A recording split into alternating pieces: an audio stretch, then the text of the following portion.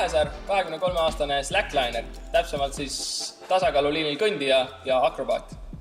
Slacklining on siis tasakaalulinööril kõndimine pluss erinevate akrobaatiliste ja jooga elementide tegemine.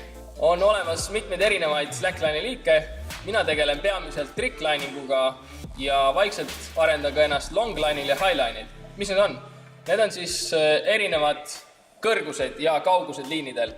Alustasin slacklininguga tänu enda tagataustale, akrobaatikale, millega olen tegelenud nüüd 10 aastat ja kuna ma sain siis akrobaatika elemente liinile panna, siis seega mind motiveeris, et oleme natuke teistsugune ja teeme samu asju liinil, mitte enam maa peal.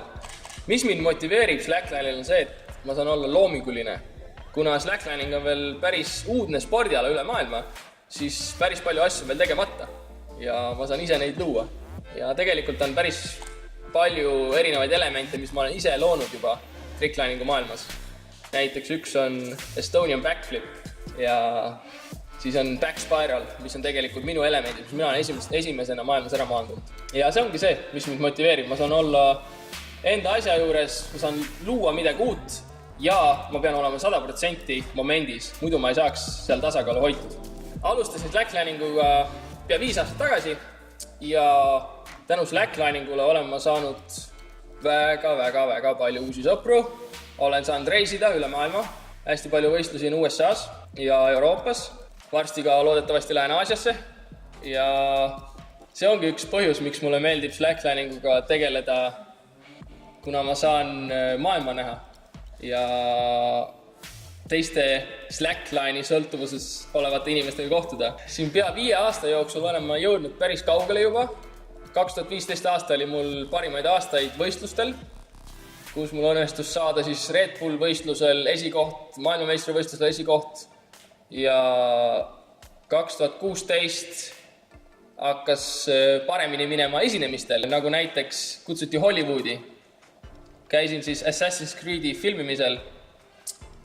Tegime 3 nädalat rasket tööd ja saime 10 sekundit ka filmi Jaan Roosega koos.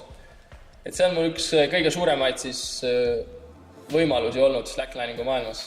Aga tulevikus kindlasti korraldan rohkem sellist üritusi, nagu korraldasin just siin Hugo Treffneri gümnaasiumis, slackline'i näidistreeninguid ja akrobaatika näidistreeninguid. Et see on nagu see eesmärk mul tulevikus ja käia rohkem esinemas.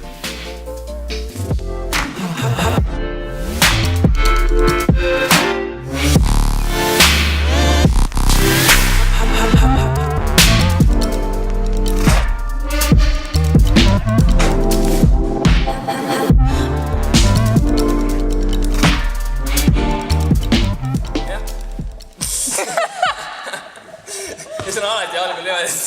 Kurat! Ja kõik! Nii, koduminek.